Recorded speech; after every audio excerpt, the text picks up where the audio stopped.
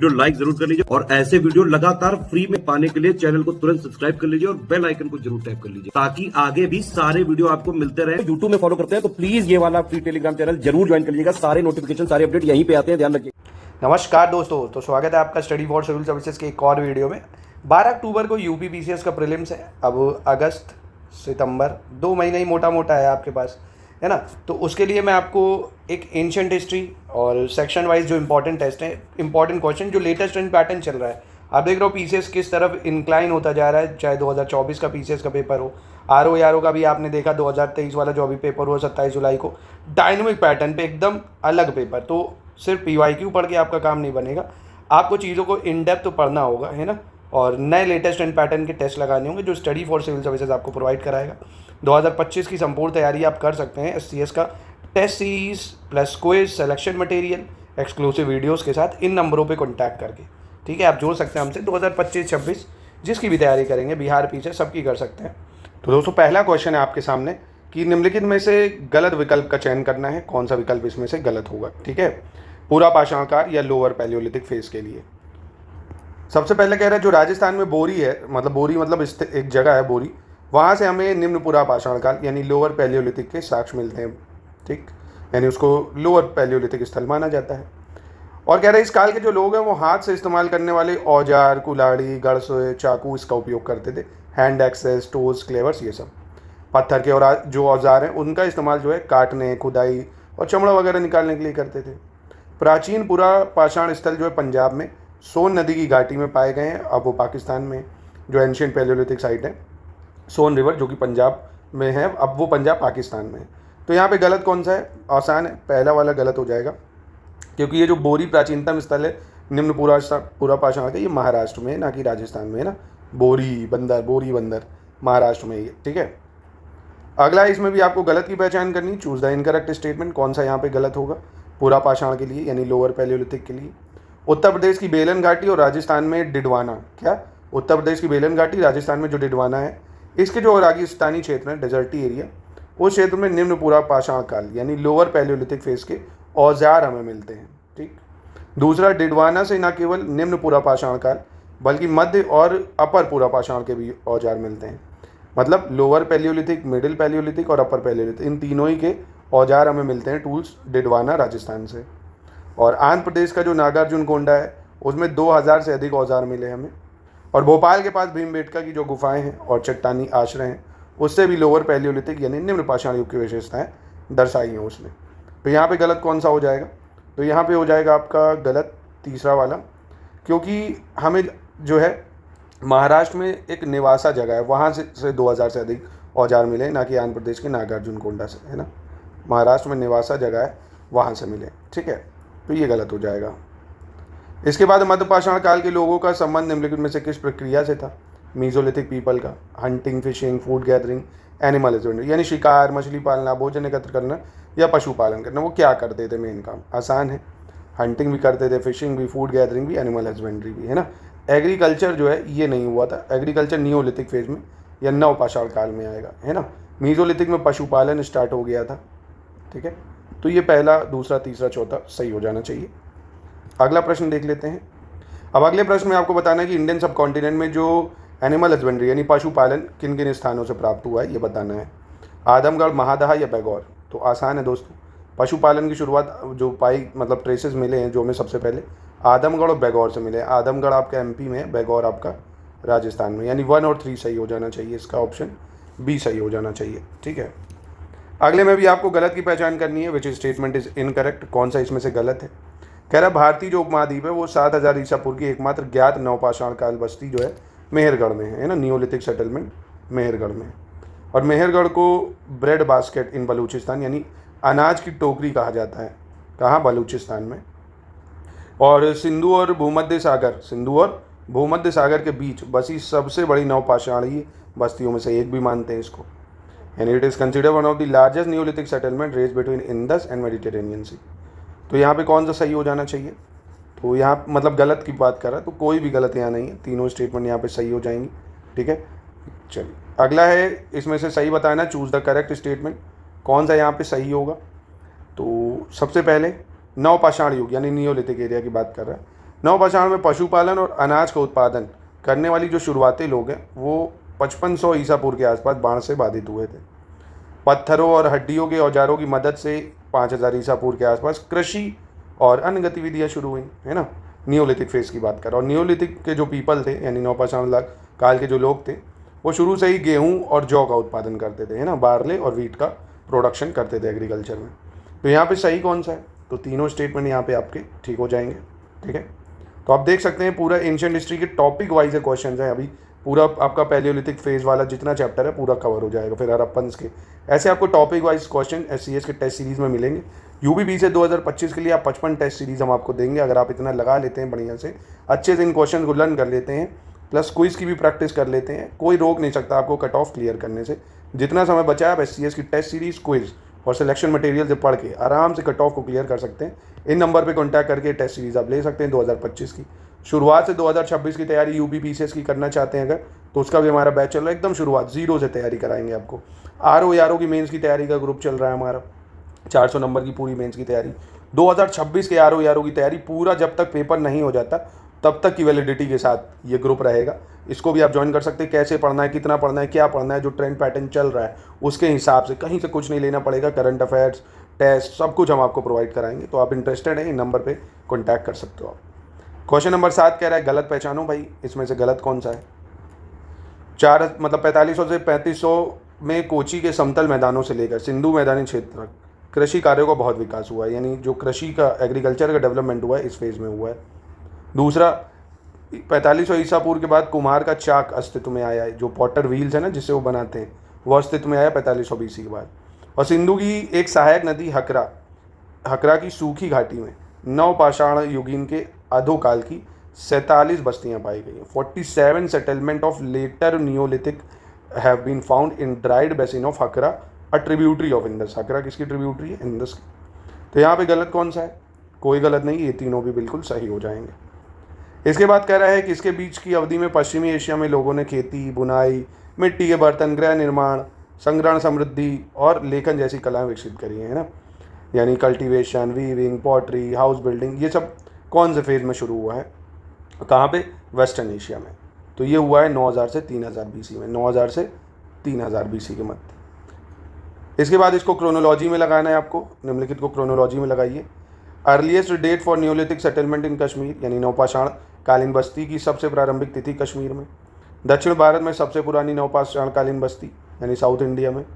चिरांद के नवपाषाण काल में सबसे प्रारंभिक तिथि, earliest date for Chirand neolithic phase. Latest evidence of neolithic settlement in southern and eastern India, यानी दक्षिणी और पूर्वी भारत में नवपाषाण कालीन बस्तियों के नवीनतम साक्ष्य। तो कौन सा सही होगा? देखिए यहाँ पे अगर देखें, कश्मीर में जो बस्ती हैं उनकी प्रारंभिक तिथि लगभग ये मानिए अब 2700 BC तक देखने को मिलती है।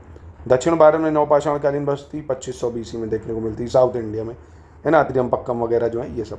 और चिरांद के नवपाषाण काल की प्रारंभिक तिथि 2000 BC है और दक्षिण पूर्व में 1000 BC, यानी 1 2 3 4 सही हो जाएगा। ठीक है, 1 2 3 4 ऑप्शन ए हो जाएगा।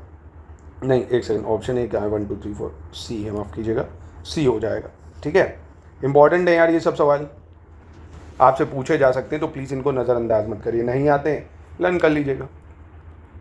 फिर कह रहा है Jorwe culture was situated on the left bank of Pravara river, a tributary of river Godavari, in which of the following district of Maharashtra, यानी जोरवे संस्कृति महाराष्ट्र के निम्नलिखित में से किस जिले में गोदावरी नदी की जो सहायक नदी है प्रवरा नदी उसके बाएं किनारे पर है? इनमें से कौन सा जोरवे संस्कृति बताओ? तो ये सही उत्तर क्या हो जाना चाहिए इसका? नन ऑफ दीज, क्योंकि अहमदनगर में है। कहाँ पे? अहमदनगर, है ना। जो जोरवे संस्कृति है अहमदनगर उसके ज़िले में है ये। ठीक है, मतलब अहमदनगर ज़िले में है गोदावरी नदी, प्रवरा नदी जो कि उसकी सहायक नदी है उसके बाएं तट पर स्थित है अहमदनगर, जोरवे कल्चर के लिए महाराष्ट्र में।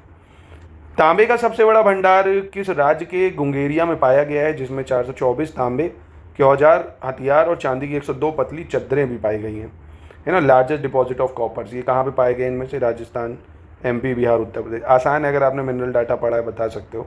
तांबे के सबसे बड़े भंडार जो है ये हमें कहाँ देखने को मिले थे उस टाइम भी? MP में, है ना, मध्य प्रदेश में। ठीक है, हरियाणा और राजस्थान की सीमा पर स्थित निम्नलिखित में से किस शहर में 1.1 मीटर की सबसे बड़ी गेरू रंग के बर्तनों के संग्रह के साक्ष्य मिले हैं? Evidence of largest collection of ochre colored utensils of 1.1 meter has been found in which of the following city on the border of Haryana and Rajasthan. तो कहाँ पे देखने को मिले इनमें से ये? तो ये जोधपुर में देखने को मिले हैं, जोधपुर में। अब मालवा कल्चर की बात कर रहे हैं। निम्नलिखित में से किन स्थानों पर पाई गई मालवा संस्कृति को गैर हड़प्पा संस्कृति माना जाता है? ठीक है, तो इसका कौन सा होगा भैया? गैर हड़प्पा मानते हैं नवदा तोली, एरन, नागदा। तो इसका सही उत्तर क्या हो जाएगा? ये तीनों ही सही है ना, तीनों ही जो है ये नॉन हड़प्पन से, नवदा तोली, एरन, नागदा। ठीक है, चलो अगला देख लेते हैं। अगले में भी आपको गलत की पहचान करनी है। Choose the incorrect statement. कौन सा यहाँ पे गलत होगा? कह रहा अभी तक 200 जोरवे स्थलों की खोज की जा चुकी है, यानी जोरवे साइट्स अभी तक 200 खोदी जा चुकी हैं, जिनमें सबसे बड़ा जोरवे स्थल गोदावरी घाटी में स्थित दैमाबाद है, सबसे बड़ा। और दैमाबाद कई कांस्य वस्तुएं यानी बहुत सारी ब्रांज ऑब्जेक्ट जो है उनकी खोज के लिए प्रसिद्ध है, इसीलिए जोरवे कल्चर बोलते हैं उसको, जिनमें से कुछ हड़प्पा संस्कृति से भी प्रभावित है। तो कौन सा सही है यहाँ पे? मतलब गलत है, तो गलत तो कोई नहीं है, ये दोनों स्टेटमेंट बिल्कुल ठीक हो जाएंगे। ताम्रपाषाण काल के बाद के चरण में 4 आयताकार कमरे और 1 वृत्ताकार कमरा अर्थात 5 कमरों वाला घर पाया गया। इस चरण की अवधि क्या है भाई? 4 rectangular rooms, 1 circular room, 5 roomed house मतलब 5 कमरों का have been found in later phase of chalcolithic period. तो चैल्कोलिथिक पीरियड का टाइम पीरियड अगर पता है तो आप बता लोगे। तो क्या है इसका टाइम पीरियड? 1300 से 1000 BC। क्या है? 1300 से 1000 BC। ठीक है, अब हड़प्पन को भी चैल्कोलिथिक ही तो माना जाता है भाई, है ना, ताम्रपाषाणिक माना जाता है। तांबे का तो इस्तेमाल उन्होंने भी करा भाई, पहली वस्तु तो कॉपर ही थी ना जो यूज़ हुई थी इसमें। अब गलत की पहचान करो। Choose the incorrect statement. Chalcolithic site related और स्टेट्स जैसे पांडु राजा ढीबी और महिषदल, तारडी और खैराडी और नरहन। तो इनमें से कौन सा सही हो जाएगा? मतलब गलत होगा ये बताना है। ताम्रपाषाणकालीन स्थल है।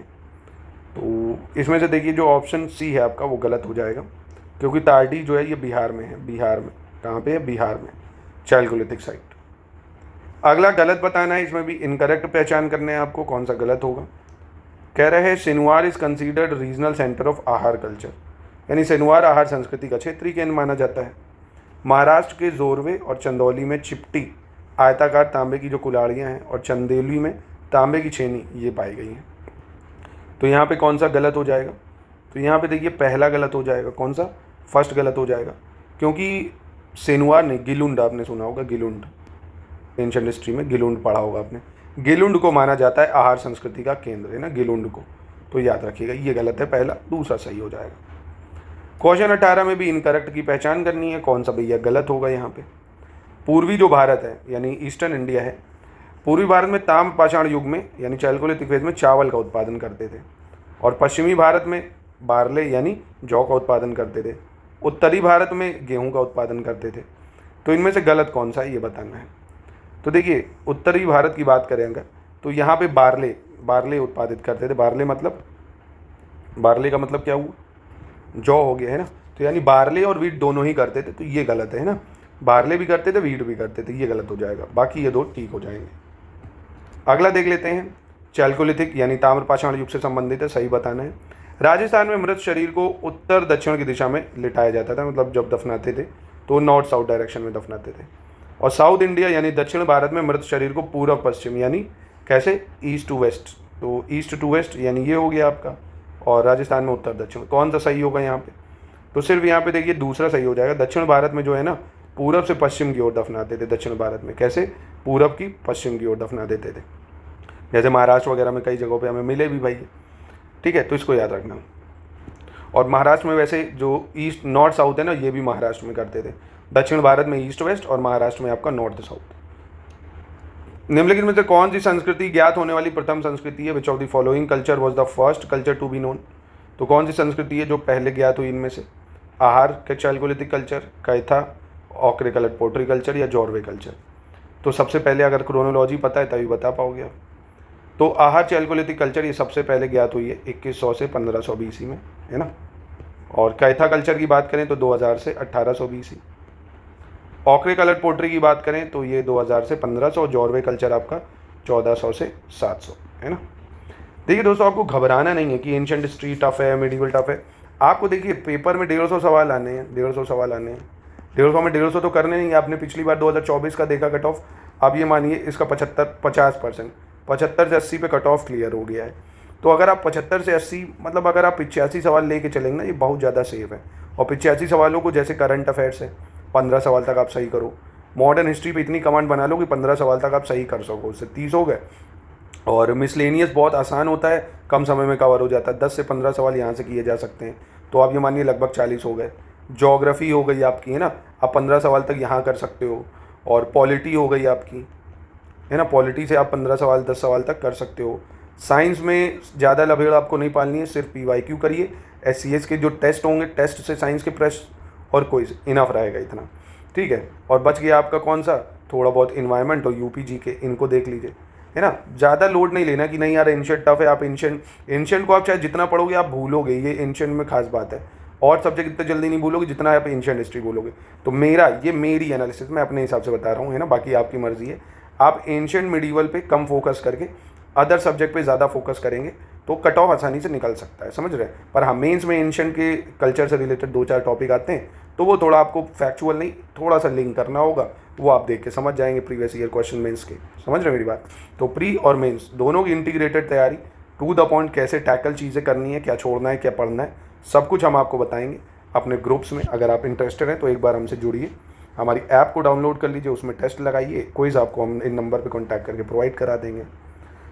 चलिए, अब इसमें से आपको जो है सही बताना है, चूज़ द करेक्ट स्टेटमेंट, कौन सा यहाँ पे सही होगा।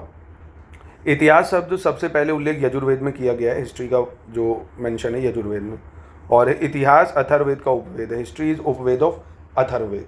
तो यहाँ पे सही की बात करें तो history is the upaveda of Atharvaveda, ये ठीक है, अथर्ववेद का ही उपवेद माना गया, ये है। इतिहास का जो उल्लेख है ये सर्वप्रथम अथर्ववेद में हुआ है, ना कि यजुर्वेद में, ये भी कहाँ हुआ है, अथर्ववेद, तो इसलिए ये पहला गलत, दूसरा सही हो जाए। अगले निम्नलिखित में से किसने इतिहास के बारे में ये कथन कहा है कि राजा को प्रतिदिन कुछ समय इतिहास सुनने में लगाना चाहिए।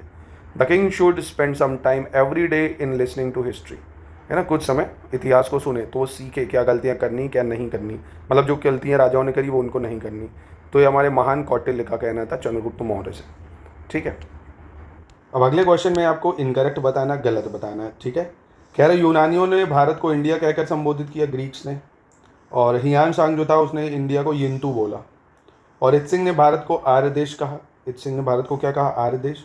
और जो भारतवर्ष का वर्णन है सबसे पहले खारवेल का हाथी गुम्फा अभिलेख में पाया गया है, जो एरामिक में लिखा गया है। क्या, भारतवर्ष की बात करा, भारतवर्ष, यह हमें खारवेला के इंस्क्रिप्शन में मिलता है एरामिक में। तो यहाँ पे कौन सा गलत हो जाएगा, तो यहाँ पे गलत हो जाएगा आपका ऑप्शन डी, क्योंकि भारतवर्ष जो है हमें खारवेला के इंस्क्रिप्शन में तो मिलता है, पर ये एरामिक में नहीं, प्राकृत में था, प्राकृत भाषा में, ठीक है। दोस्तों, आपने RO का तो पेपर इस बार का देखा ही है ना, सारे फैक्ट्स थे और फैक्ट्स फंसाने वाले भी थे। जैसे आपने देखा उसमें केले वाला प्रोडक्शन जो पूछा था कि केले में प्रोडक्शन है, पपीता में है, अमरूद में है ना, तो क्योंकि तीनों ही में था, यहाँ परसेंटेज की दृष्टि से पूछ लिया, पर वहाँ मेंशन भी नहीं किया कि परसेंटेज की दृष्टि से क्या है ना, ट्रैप करा है। तो कई क्वेश्चनों में ट्रैप करा है ना, तो जो सीरियस एस्पेरेंट नहीं, जिसने डिटेल में नहीं पढ़ा, उनसे सिली मिस्टेक्स बहुत हुई हैं, एरर हुई हैं।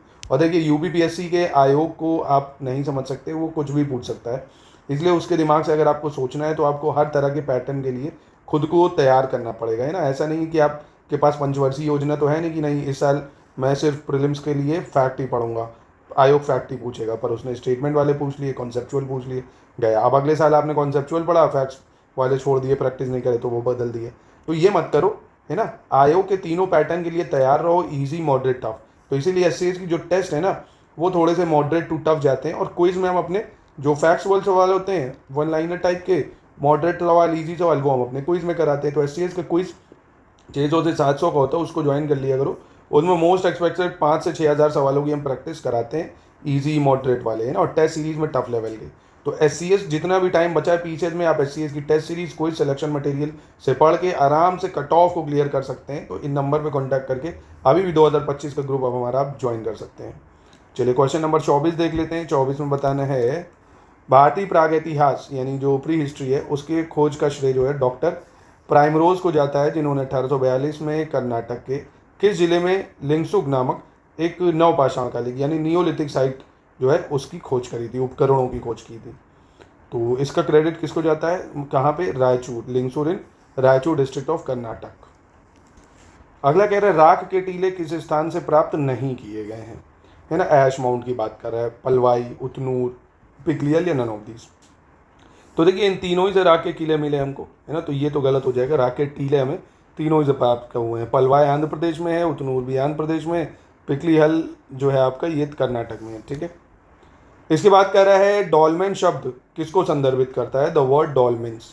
तो डॉल्मेन्स किसके लिए यूज़ किया जाता है ये बताइए। तो बहुत ही आसान है ना, इसका आंसर तो नन ऑफ दीज होना चाहिए। डॉल्मेन का मतलब क्या होता है पहले समझो। इसका मतलब होता है जो गड़े मुर्दे होते हैं, कहते हैं ना गड़े मुर्दे ना खोदो, मतलब गड़े मुर्दों पर जो समाधि बनती है ना, गड़े मुर्दों पर जो समाधि बनती है। बहुत ही आसान भाई, किसी को गाड़ा उसके ऊपर जो टॉम बना दिया, टॉम एक तरह से कह सकते हो, है ना, टॉम जो बनता है उसको डॉल्मेन बोलते हैं, याद रखना। अब इसमें आपको सही बताना है, क्वेश्चन नंबर 27 में सही कौन सा होगा। कह रहे हैं कि प्राचीनतम झोपड़ियों के जो साक्ष्य हैं बिहार में स्थित पैसरा से प्राप्त हुए हैं। पैसरा एक पैलियोलिथिक साइट है, यानी पूरा पाषाण स्थल है। और पैसरा की खोज विदुला जायसवाल ने 1947 में की थी, विदुला जायसवाल ने। तो यहाँ पे कौन सा सही हो जाएगा, 1 2 3 तीनों स्टेटमेंट यहाँ पे आपके ठीक हो जाएंगे। क्वेश्चन 28, इसमें आपको सही बताना, चूज द करेक्ट ऑप्शन, यहाँ पे कौन सा सही होगा। भारत में मानव का जो सर्वप्रथम साक्ष्य है वो हमें एमपी के पश्चिमी नर्मदा क्षेत्र से मिलता है। और मध्य प्रदेश के सीहोर जिले के हथनोरा स्थल से सर्वप्रथम होमिनोड जीवाश्म की खोज होती है, यानी first hominoid fossil had been discovered from the Hathnora site in Sehore district MP. तो यहाँ पे कौन सा सही हो जाएगा, दोनों यहाँ पे भी ठीक हो जाएंगे। चलिए 29 नंबर देख लेते हैं कौन सा सही कह रहा है। गुजरात में स्थित लंगनाथ से 14 मानव कंकाल प्राप्त किए गए हैं। कितने, 14 ह्यूमन स्केलेटन मिले हैं गुजरात से। मध्य पाषाण कालीन यानी आपका मीजोलिथिक साइट, ये स्थल है महादहा, प्रतापगढ़ से हड्डी एवं सींग से निर्मित उपकरण प्राप्त हुए हैं। तो यहाँ पे कौन सा सही हो जाएगा, यहाँ पे आपके दोनों ठीक हो जाएंगे स्टेटमेंट। क्वेश्चन नंबर 30 देख लेते हैं। उत्तर से दक्षिण तक हड़प्पा के शहरों का सही भौगोलिक क्रम लगाना है। नॉर्थ से साउथ जो है ये आपको क्रम लगाना है। तो नॉर्थ से साउथ का सही क्रम क्या होगा ये बताना है आपको। तो देखिए कालीबंगन, मोहनजोदारो, लोथल, ये हो जाना चाहिए। इसका क्या हो जाना चाहिए, कालीबंगन, मोहनजोदारो और लोथल। ठीक है, क्योंकि भाई कालीबंगन आपको पता है राजस्थान में, मोहनजोदाड़ो सिंध प्रोविंस में पाकिस्तान के तो नीचे है थोड़ा, और लोथल गुजरात में हो जाएगा। ठीक है, तो ये उत्तर सही हो जाएगा। अगला है निम्नलिखित में से इसको क्रोनोलॉजी में लगाना है। अलेक्जेंडर करिंगम ने हड़प्पा में मोहर का पता लगाया, यानी हड़प्पन सील का पता। मार्शल द्वारा मोहनजोदाड़ो का एक्सकवेशन यानी उत्खनन। वत्स द्वारा हड़प्पा का उत्खनन यानी एक्सकवेशन। और मोर्टिमर व्हीलर द्वारा हड़प्पा का उत्खनन। तो यहाँ पे कौन सा सही हो जाएगा, इसको आपको क्रोनोलॉजी में सेट करना होगा। तो अलेक्जेंडर करिंगम ने सील की उत्खनन मतलब खोज कब करी, तो 1853 में यानी 1853 में करी थी। और मार्शल द्वारा मोहनजोदाड़ो का उत्खनन की बात करें अगर, तो इसको करा गया था कब, 1931 में। कब करा गया था, 1931 में। और वत्स द्वारा हड़प्पा का उत्खनन की बात करें तो ये 1940 में हुआ। और व्हीलर ने उत्खनन करा हड़प्पा का काफ़ी लेट, 1946 में। यानी 1 2 3 4 बिल्कुल ठीक हो जाएगा इसका। हड़प्पावासी निम्नलिखित में से किन फसलों से परिचित थे भाई, है ना। Harappans were familiar with which crops, barley, wheat, sesamum यानी तिल या मटर। तो इसका सही उत्तर क्या था भैया, तो ये चारों ही को जानते थे, है ना, चारों ही से परिचित थे। ठीक है, चलो तो अगला देखते हैं। क्वेश्चन नंबर 33 क्या कह रहा है। रागी या बाजरा की जो खेती है उसके साक्ष्य हमें किस भी हड़प्पा स्थल पर नहीं मिले, है ना। Evidence of cultivation of ragi and millet has not been found at any site in Harappa. मतलब कौन सा, पश्चिमी भारत, पूर्वी, दक्षिण या उत्तर भारत। तो ये हमें नहीं मिला उत्तर भारत से, ना। उत्तर भारत कौन सा, या रागी और बाजरे की जो खेती प्रमाण है उत्तर भारत के किसी भी हड़प्पा स्थल से हमको नहीं मिले। इसके बाद 2 cultural phases have been found in dash pre-Harappan and Harappan. These 2 phases show the form related to the remains of Harappan period of mud brick platform. Hindi में कहें तो कौन से जो 2 सांस्कृतिक चरण पाए गए हैं, जो पूर्व हड़प्पा और हड़प्पा ये हैं, और ये 2 चरण हड़प्पा काल की मिट्टी की ईंटों से बने चबूतरे, सड़क और नालियों के अवशेष से संबंधित स्वरूप को दर्शाते भी हैं। तो ये कौन सा इनमें से, चानुदाड़ो, मोहनजोदाड़ो, लोथल या कोई नहीं। तो ये आपका कौन, बनावली, है ना। कौन है, बनावली में 2 सांस्कृतिक चरण पाए गए। कहाँ से, बनावली में। तो इसको याद रखना है आपको, बनावली हो जाएगा इसका उत्तर। तो इनमें से कोई नहीं होगा। अब इनमें से गलत बताना है। 35 में गलत कौन सा होगा, choose the incorrect option. Harappa संस्कृति के विस्तार से संबंधित। उत्तर में शिवालिक, दक्षिण में अरब समुद्र, पश्चिम में सिंध प्रांत के मकरंद तट और उत्तर पूर्व में मेरठ। तो यहाँ पे गलत कौन सा हो जाएगा, तो यहाँ पे गलत होना चाहिए आपका सी वाला, क्योंकि पश्चिम में सिंध प्रांत का मकरंद तट नहीं था। मकरंद कोट जो था ये बलूचिस्तान में था, है ना, बलूचिस्तान के मकरंद तट होना चाहिए, सिंध प्रांत नहीं। यहाँ क्या होना चाहिए, बलूचिस्तान। ठीक है। फिर कह रहा है तुलनात्मक रूप से निम्नलिखित में से किस हड़प्पा स्थल का क्षेत्रफल सबसे कम है। Which of the following Harappan site has least area. Dholavira, Harappa, Rakhigarhi, Mohenjodaro. सबसे कम क्षेत्रफल इनमें से किसका होगा, ये बताना होगा आपको। तो इनमें से सबसे कम तो धौलावीरा का है। ठीक है, सबसे कम किसका होगा, धौलावीरा का होगा। ठीक है। और भारत में सबसे बड़ी साइट राखीगढ़ी है। ऐसे ओवरऑल देखोगे तो मोहनजोदाड़ो है। ठीक है। फिर कह रहा सिंधु के लोग किसके उत्पादन करने वाले सबसे पहले लोग थे और इस वजह से उस डैश ने इस क्षेत्र को सिंध नाम दिया, जो सिंध से लिया गया है। तो people of Indus were the earliest people to produce what. तो ये सबसे पहले जिन्होंने क्या प्रोड्यूस करा भाई, कॉटन प्रोड्यूस करा, और ग्रीक्स ने इन्हें इसीलिए क्या, सिंधन नाम दिया। ठीक है, ऑप्शन ए सही हो जाना चाहिए। अगला क्वेश्चन, क्वेश्चन नंबर 38 में आपको गलत बताना है, which option is incorrect. Harappans had commercial relation with Rajasthan, Afghanistan, Iran. यानी हड़प्पा वासियों का राजस्थान, अफगानिस्तान और ईरान के साथ व्यापारिक संबंध था। हड़प्पा वासियों ने उत्तरी अफगानिस्तान में एक व्यापारिक उपनिवेश स्थापित किया था, जिसे दक्षिण एशिया के साथ व्यापार मदद मिली। यानी Harappan had established a trading colony in northern Afghanistan which help trade with south Asia. Mesopotamia दस्तावेज के अनुसार लगभग 2350 ईस्वी के आसपास मेलुआ के साथ व्यापार के संकेत भी मिलते हैं। और मेसोपोटामिया ग्रंथ में दिलमन और मकर नामक दो मध्यवर्ती व्यापारिक स्टेशन का उल्लेख है, जो मेसोपोटामिया और मेलुआ के बीच है। तो ध्यान से पढ़िए स्टेटमेंट को, कौन सा गलत है। तो बहुत ही आसान है। देखिए, हड़प्पन ने जो ट्रेडिंग कॉलोनी नदर्न अफगानिस्तान में मिलाया, यानी उत्तरी अफगानिस्तान में, तो इससे हेल्प मिलेगी दक्षिण एशिया में। कैसे भैया, दक्षिण एशिया तो नीचे हो गया, तो इसमें हेल्प मिल जाएगी कहाँ पे हमको, इसमें हेल्प मिलेगी इनको मध्य एशिया में, मिडिल एशिया में, है ना, मतलब हाँ, मध्य एशिया कह सकते हो। मध्य एशिया में होना चाहिए था, यहाँ आंसर क्या होना चाहिए था, मध्य एशिया होना चाहिए था। ठीक है, याद रखिएगा इसको। आगे बढ़ते हैं, मध्य एशिया, सेंट्रल एशिया। गलत बताना है कौन सा है, सिंधु सभ्यता से संबंधित। नर देवता को मोहरों पर अंकित कर दर्शाया गया है। इस देवता के पास एक हाथी, शेर, गेंडा और सिंहासन के नीचे एक भैंस है। इस देवता के पैर के नीचे 2 हिरन भी हैं। और एक मोहर पर पीपल की शाखाओं के बीच एक देवता का चित्र पाया गया। On a seal picture of deity had been found among the branches of people. One horn animal and humped bull have been depicted. यानी एक सींग वाले जानवर और कुबड़ वाले बैल को भी दर्शाया है सील में। तो यहाँ पे गलत की बात कर रहा है, तो गलत तो कोई नहीं है, तीनों स्टेटमेंट बिल्कुल सही हो जाएंगे हड़प्पन सील से संबंधित। क्वेश्चन नंबर 40 देख लेते हैं। सिंधु क्षेत्र के लोग मापन के लिए मोटे तौर पर या इसके गुणकों का उपयोग करते हैं। People of in the region use रफली डैश और इट्स मल्टीपल ऑफ मेजरमेंट। तो कितना मेजरमेंट यूज़ करते थे ये लोग, यहाँ के तो 16 गुना के ना, मल्टीपल ऑफ 16 के यूज़ करते थे। यानी नन ऑफ दीज हो जाना चाहिए ना भाई, 16, 64 ऐसे, है ना, 16 है, फिर 64 है, फिर उसका मल्टीपल 160 है। इस तरह का वेट ये लोग यूज़ करते थे, याद रखिएगा इसको। चलो अगला देख लेते हैं। निम्नलिखित में से कौन सा शब्द ऋग्वेद में 250 से अधिक बार आया है ना, कौन सा वर्ड है जो 250 से ज़्यादा बार ऋग्वेद में आया है। अश्व, गो, वृषभ या नन ऑफ दीज। तो कौन आया इनमें से, तो नन ऑफ दीज हो जाना चाहिए। इसका आंसर क्या हो जाएगा, नन ऑफ दीज, क्योंकि ऐसा तो कोई है नहीं भाई। ऋग्वेद में सबसे ज़्यादा बार अगर देखें तो अश्व शब्द जो है ऋग्वेद में 215 बार आया है। गो की बात करें ऋग्वेद में 176 बार आया। गाय की मतलब है इसका, गो का मतलब गाय। वृषभ मतलब बैल, ये 170 बार आया है। ठीक है, अगला है पश्चिमी एशिया में घोड़े के उपयोग का सबसे पहला अभिलेख साक्ष्य किसके उत्तरार्ध में अनातोलिया में प्राप्त हुआ है, मतलब कब प्राप्त हुआ है, जो evidence of use of horse. तो कौन सी सेंचुरी में हमको ये प्राप्त हुआ है, 19वीं सेंचुरी BC, है ना, 19वीं शताब्दी BC में घोड़े का उपयोग का सबसे पहला अभिलेख हमें मिलता है। ठीक है, फिर निम्नलिखित में से कौन सा विकल्प सही है, विच स्टेटमेंट इज करेक्ट, ये बताना होगा इसमें आपको कौन सा सही होगा। कह रहा है 8 spoked wheel chariot has been depicted on a cylindrical seal of Hisar in Iran 1800 BC।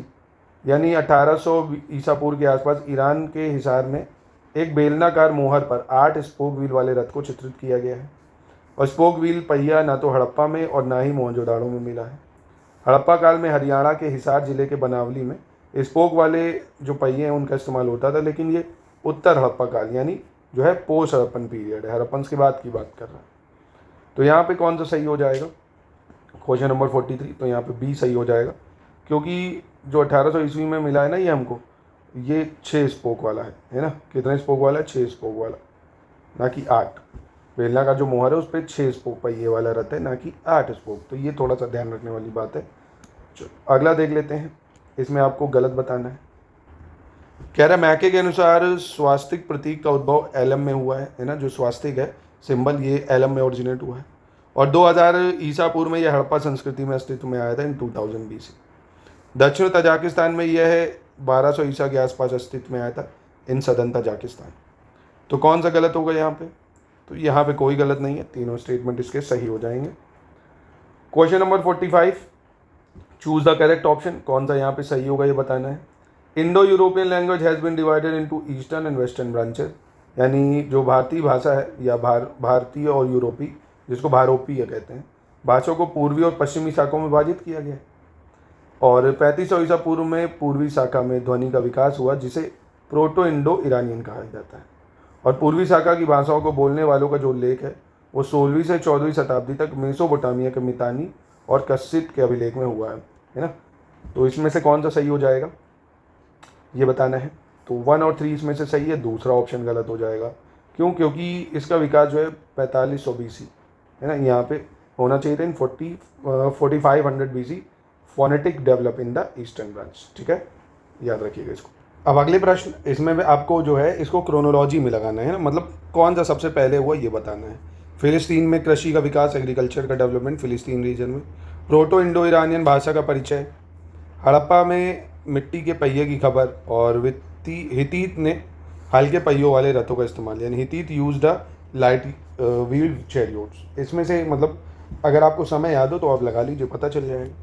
देखिए फिलिस्तीन में एग्रीकल्चर का विकास वही 7000 BC के आसपास होगा, और introduction to proto Indo Iranian language की बात करें तो 4500 BC हो जाएगा यहाँ। और फिर हैती और ये वाला की बात करें, अगर हड़प्पन्स ने जो क्ले व्हील यूज़ करी थी ये 2500 BC के आसपास होगी, और हैती वाला हो जाएगा 19th सेंचुरी BC। ठीक है, तो आसान हो गया, बता सकते हो सबसे पहले क्या होगा भाई, ये हो जाएगा। ठीक है, डी हो जाएगा। इसके बाद कह रहा है सरस्वती नाम जिसका ऋग्वेद में बार बार उल्लेख किया गया है किस क्षेत्र में पाई गई है भाई। Saraswati which was been repeatedly in Rigveda has been taken from which of the following region. तो सरस्वती का नाम ये जो है साउथ अफगानिस्तान, जो दक्षिण अफगानिस्तान रीजन है वहाँ से इसका पता चलता है, क्योंकि सरस्वती नदी को ऋग्वेद में आपको अगर पता हो तो नदीतुमा कहा गया है, नदीतुमा कहा गया है ना। तो ये दक्षिण अफगानिस्तान में जो वर्तमान नदी है वहाँ पे प्रेजेंट टाइम में हेलमेंद है ना, हेलमेंद नदी, उससे इसके बारे में पता चलता है ना, याद रखिएगा हेलमेंद नदी है वहाँ पे, उससे। भारत मतलब इसमें बताना कौन सा विकल्प सही है 48 में आपको, कि ऋग्वेद में आर शब्द 26 बार आया है। कितने बार? 26 बार। और जो ऋग्वेद है उसमें जो भारतीय और यूरोपीय यानी भारोपीय भाषाओं का प्राचीनतम ग्रंथ है, जो संस्कृत में लिखा गया, लेकिन इसमें ढेर सारे मुंडा और द्रविड़ शब्द भी हैं। Rigveda is oldest text of Indo European language which has been written in Sanskrit but also contain many Munda and Dravidian words. Rigveda में कई चीज़ें ईरानी भाषा के सबसे पुराने ग्रंथ अवस्था से मिलती जुलती हैं। तो यहाँ पे कौन सा सही हो जाएगा? तो यहाँ पे जो है तीनों स्टेटमेंट करेक्ट है। क्वेश्चन नंबर 49 में कह रहा है किस कारीगर को ऋग्वेद में पुरंदर कहा गया भैया, है ना। Which artisan has been called Purandar, potter, carpenter, chariot maker, या नन ऑफ दीज। तो नन ऑफ दीज हो जाएगा। पुरंदर जो कहा गया वो इंद्रदेव को कहा गया है ना, इंद्रदेव को कहा गया है ऋग्वेद में पुरंदर। इसके बाद कह रहा है इसको क्रोनोलॉजी में लगाना है।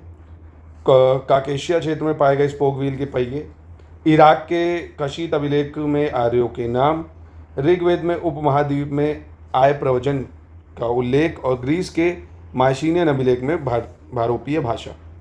ठीक है, तो इसको लगाइए भैया। स्पोक व्हील फाउंड इन क्याकोसिस रीजन, ये कब मिला है वहाँ पे? ये मिला है 2300 BC में। कब मिला है? 2300 BC में। और name of Aryan in Kassite inscription की बात करें, ये मिला है 1600 BC में, 1600 BC। और मेंशन ऑफ आर्य माइग्रेशन जो सब कॉन्टिनेंट में मिला, ये हमें मिला 1500 BC में। इंडो यूरोपियन लैंग्वेज का जो हमें पता चलता है 1400 BC में पता चलता है। तो क्रोनोलॉजी 1 2 3 4 हो जाएगी। इसके बाद निम्नलिखित में से कौन सा विकल्प गलत होगा, विच स्टेटमेंट इज इनकरेक्ट, ये बताना है आपको। कह रहा है वारामिहिर की जो पंच सिद्धांतिका है यूनानी ज्योतिर्विद्या पर आधारित है, यानी ग्रीक एस्ट्रोलॉजी पे। बुंदेलखंड का जो प्राचीन नाम है वो जिजाक भुक्ति था। और महान जैन विद्वान हेमचंद्र कुमारपाल की सभी को मतलब सभा को अलंकृत करते थे। Great Jain scholar Hemachandra used to adorn the assembly of Kumarapala. तो यहाँ पे कोई ऑप्शन गलत नहीं, तीनों बिल्कुल सही हो जाएंगे। क्वेश्चन नंबर 52 देख लेते हैं, विच ऑप्शन इज इनकरेक्ट। यहाँ पे गलत का पहचान करनी, कौन सी गलत है। पांड्य राजवंश प्राचीन भारत का एक राजवंश है भाई। Pandya dynasty was a dynasty of ancient India. चीनी यात्री मतवालिन ने चालुक्यों के शासनकाल के दौरान चीन और भारत के बीच संबंधों का विवरण दिया है मैथवालिन ने। और लक्ष्मण संवत का जो प्रारंभ है वो सेन वंश द्वारा किया गया है। तो यहाँ पे कोई गलत नहीं होगा, तीनों स्टेटमेंट सही हैं, ठीक है, ऑप्शन डी हो जाएगा। नेक्स्ट क्वेश्चन, क्वेश्चन नंबर 53, इसमें आपको गलत की पहचान करनी है, कौन सा गलत है। कह रहा है जो बैटल ऑफ टकोलम है या तकोलम का युद्ध है वो चोल और राष्ट्रकूटों के मध्य हुआ था।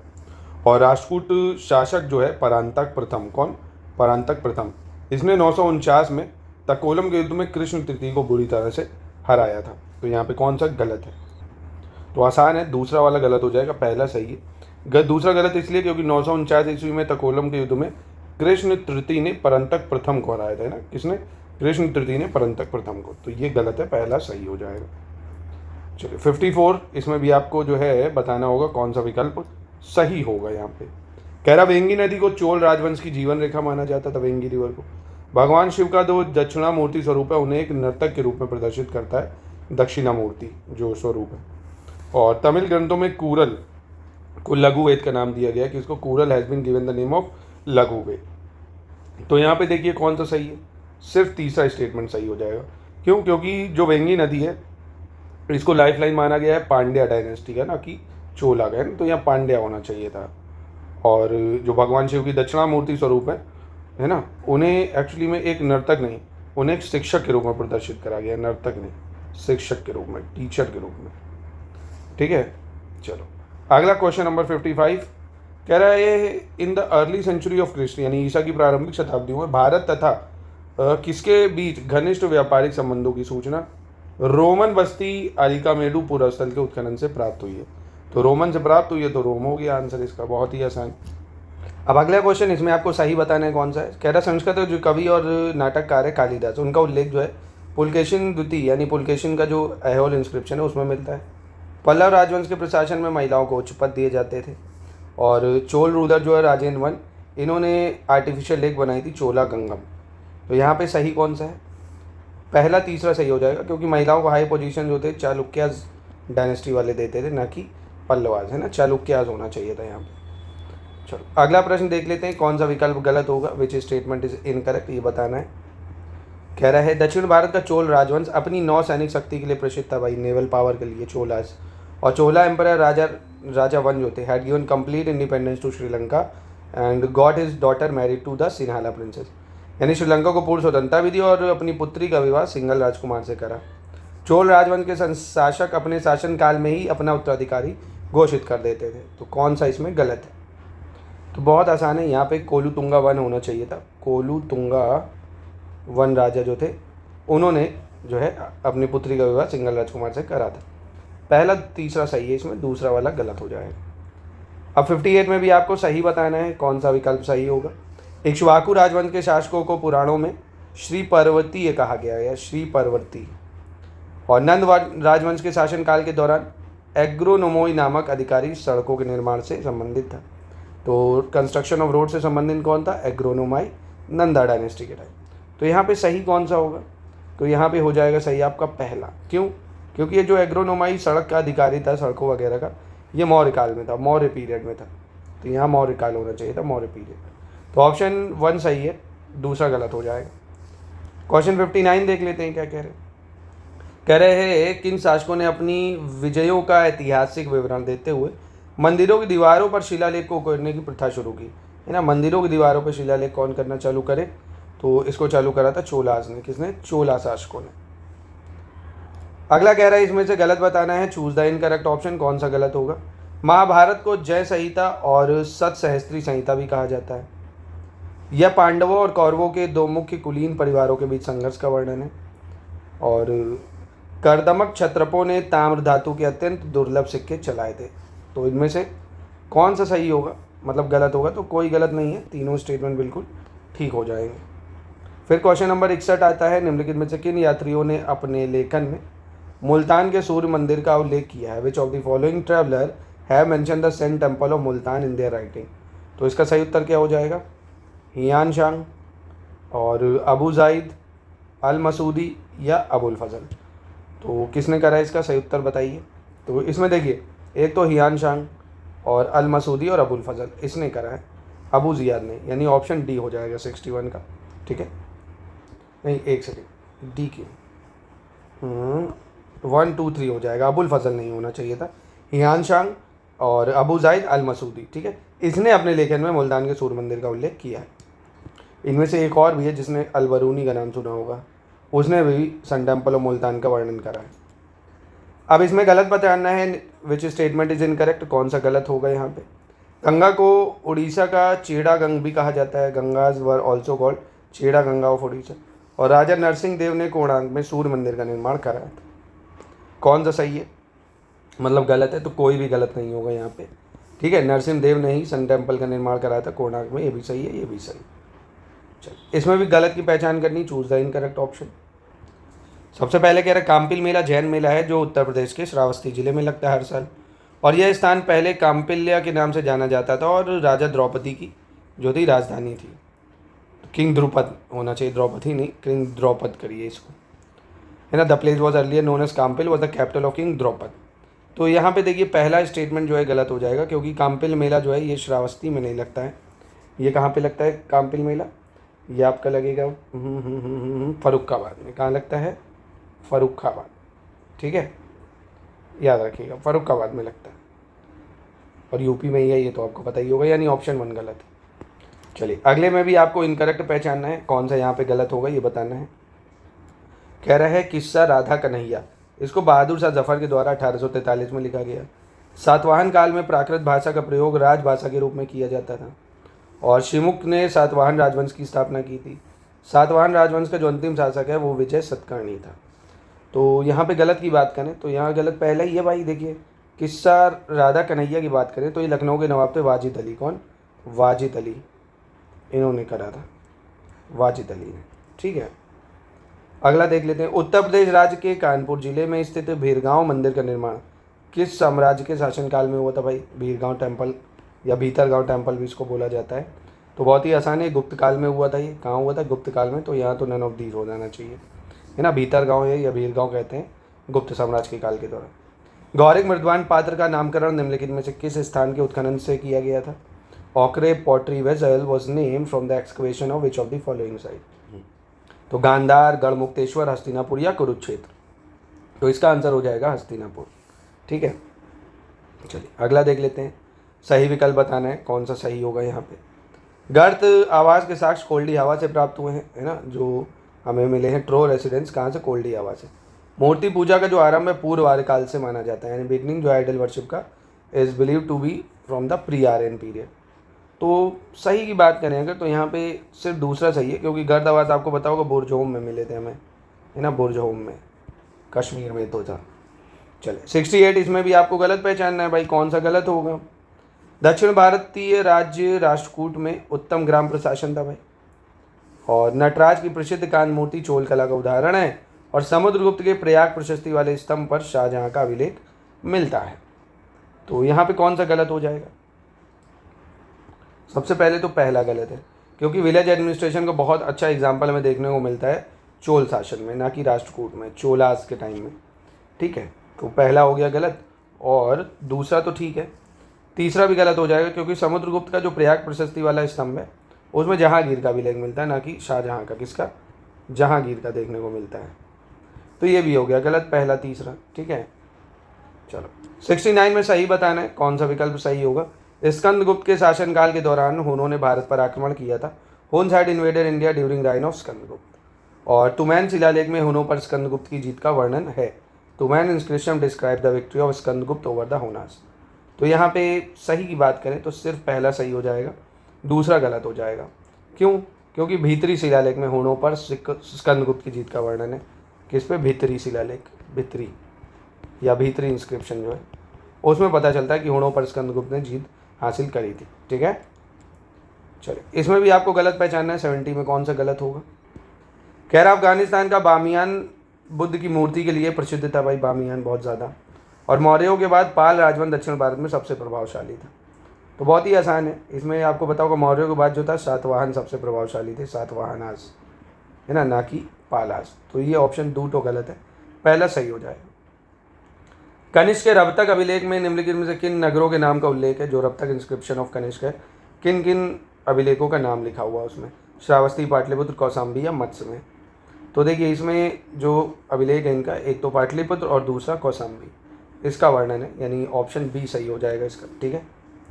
72 इसमें आपको गलत पहचानना है। सुदर्शन झील की मरम्मत या जीर्णोद्धार कहें, शक शासक रुद्रदमन प्रथम इनके द्वारा कराया गया था। विक्रम संवत की शुरुआत उज्जैन के राजा विक्रमादित्य के नाम पर 57 ईसा पूर्व यानी 57 BC में हुई थी। शक संवत शुरू हुआ था 78 AD से। ठीक है, तो कौन सा गलत है? कोई गलत नहीं है, और तीनों स्टेटमेंट बेहद इंपॉर्टेंट है। शक संवत 78 AD, विक्रम संवत की बात करेगा तो 57 BC, सुदर्शन लेक शक रूलर रुद्रदमन 150 AD। ठीक है। 73 पे आ जाते हैं भाई। 73 में भी आपको सही की पहचान करनी, कौन सा सही है।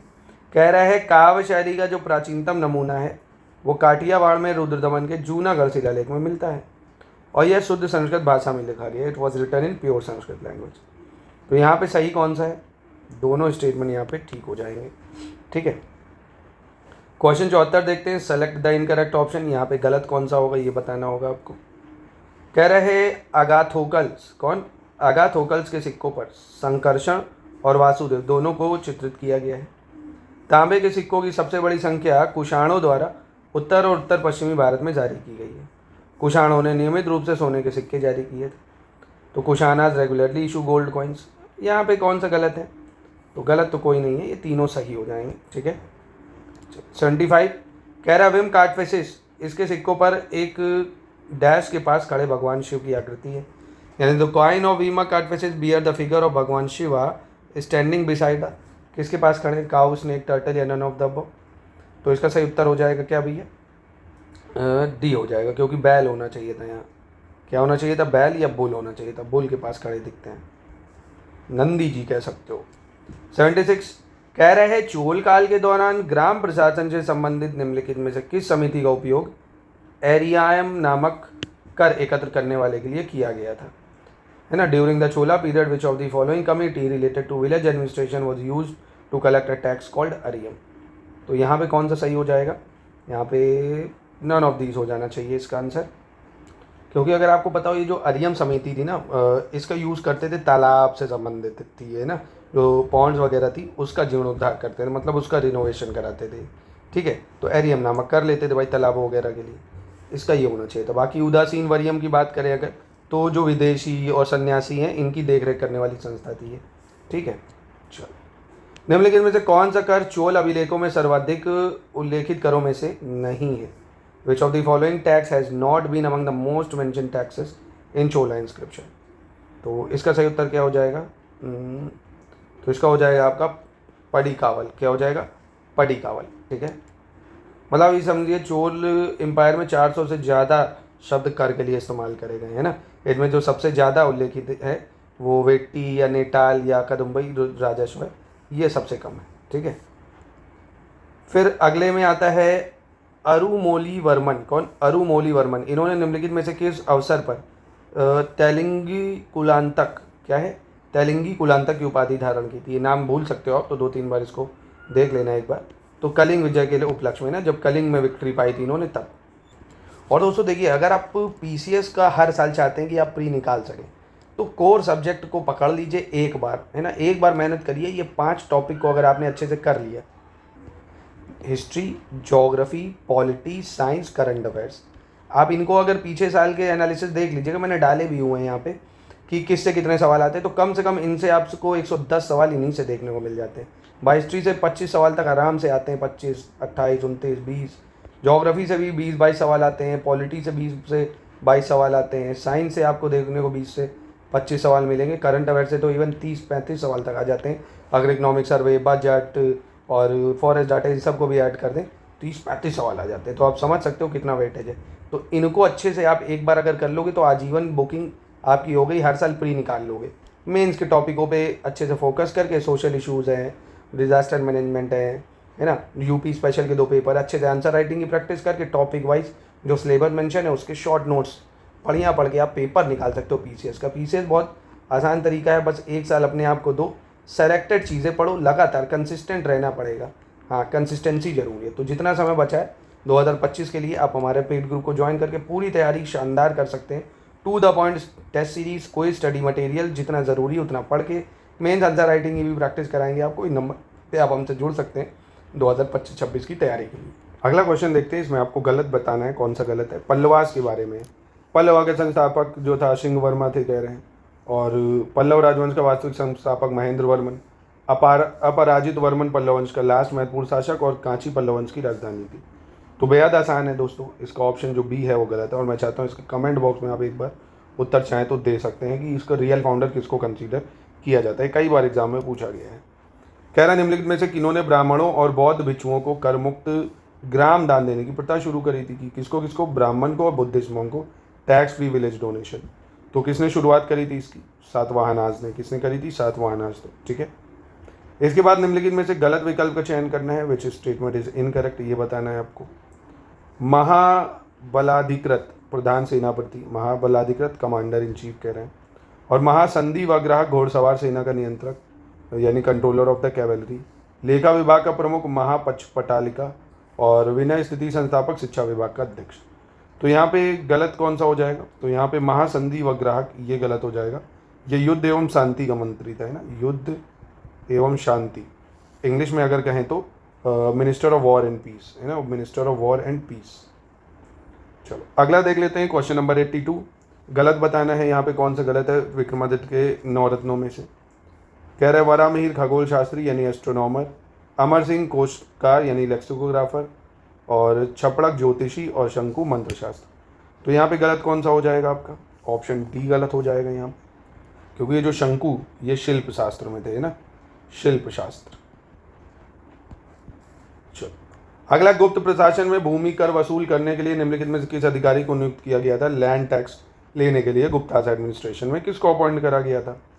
तो बहुत ही आसान हो जाएगा। इनमें से क्या होना चाहिए था इसका आंसर? ये हो जाएगा ध्रुवाधिकरण। कौन? ध्रुवाधिकरण जो था ये लैंड टैक्स लेता था, है ना, यानी भूकर जो था वो लेता था। और दूसरा है महाछपटलिक, महाछपटलिक ये लेखा का प्रभारी था, है ना, अकाउंट वगैरह जो था वो देखता था, लेखा वगैरह, अकाउंट्स वगैरह। करने की बात करें तो भूमि संबंधी अभिलेखों का संरक्षण करता था, अभिलेख वगैरह का कंजर्वेशन करता था। दिविर ये लिपिक था, लिपिक, है ना, कैलीग्राफर कह सकते हो, लिपिक। फिर कह रहा निम्नलिखित में से किस राजवंश में मंदिरों एवं ब्राह्मणों को शैक्षणिक एवं धार्मिक कार्यों के लिए दी जाने वाली भूमि को अग्रहार भूमि कहा जाता था? Which of the following dynasty land given to temple and Brahmin for educational and religious purpose was called agrahara land? तो ये किसको, मतलब किस राजवंश के टाइम कहा जाता था ये? तो इसका तो नन ऑफ दीज हो जाना चाहिए, क्योंकि गुप्ता डायनेस्टी के टाइम कहा जाता था, है ना, गुप्ता राजवंश में। ठीक है। 85 में आपको सही बताना है, कौन सा यहाँ पे सही होगा? कदम शासकों और चंदेल शासक जो है सलक्षण वर्मा के सिक्कों पर देवता हनुमान का अंकन मिलता है। कुषाण शासक हुविस्क के सिक्कों पर सर्वप्रथम उमा का अंकन किया गया है। कनिष्क और हुविस्क दोनों की मुद्राओं पर बुद्ध और शिव को चित्रित किया गया है। तो यहाँ पे कौन सा सही हो जाएगा? तीनों स्टेटमेंट यहाँ पे ठीक हो जाएंगे। क्वेश्चन नंबर 86 देख लेते हैं। यहाँ पे गलत बताना है, विच स्टेटमेंट इज इनकरेक्ट, कौन सा गलत होगा? कालीबंगन से 7 अग्निकुंड के साक्ष्य प्राप्त मिले हैं, और हड़प्पा सभ्यता पश्चिमोत्तर में अफगानिस्तान तक विकसित हुई है भाई। और सौरतुगई और मुंडीगाक नामक 2 हड़प्पा पुरस्थल हिंदू कुश के पार अफगानिस्तान में स्थित हैं। और सैंधव सभ्यता से संबंधित सर्वाधिक पुरस्थल सिंधु नदी के किनारे मिले हैं। तो यहाँ पे गलत की बात करें तो ऑप्शन डी गलत है, क्योंकि सिंधु सभ्यता से सबसे ज़्यादा पुरस्थल जो है सरस्वती नदी के किनारे मिले, ना कि सिंधु, है ना, सरस्वती नदी। मतलब most ancient site related to Saindhav civilization found on the bank of Saraswati river. ठीक है। कौन सा विकल्प गलत है? Which statement is incorrect? इसमें से कौन सा गलत है ये पहचानना होगा आपको। चौनुदाड़ो एकमात्र पुरस्थल है जहाँ से वक्राकार ईंटें मिली हैं भाई। और भारत में रेशम का प्राचीनतम साक्ष्य महादहा से मिला है। हमें कहाँ से कह रहे हैं? महादहा से मिला है। और धौलावीरा से हड़प्पा लिपि में बहुत बड़े बड़े अक्षरों में लिखा हुआ एक अभिलेख मिला है बड़ा। और Lothal and Mundra were the major ports, ये क्या है, मतलब पोर्ट थे, ये बंदरगाह थे जो गुजरात में है। तो आसान है, यहाँ पे ऑप्शन बी आपका गलत है, क्योंकि जो रेशम के प्राचीनतम साक्ष्य नेवासा से मिला है, हमें नेवासा, है ना, महाराष्ट्र में जो नेवासा से प्राप्त हुआ है। और इसमें 7 स्वर है, उनकी जानकारी सबसे पहले किस वेद से प्राप्त होती है हमें 7 स्वरों की जानकारी? तो सामवेद से मिलती है, बहुत ही आसान, सामवेद। कौन सा उपनिषद यजुर्वेद का नहीं है इनमें से? विच of the following Upanishad is not of Yajurveda? तो इनमें से जो छंदोग्या उपनिषद है वो यजुर्वेद का नहीं है, छांदोग्य उपनिषद, ठीक है। बुद्ध के उस शिष्य का नाम बताइए जिसे बौद्ध संघ का आभूषण कहा जाता था और चरक ने उन्हें कौमर मृत भी कहा था।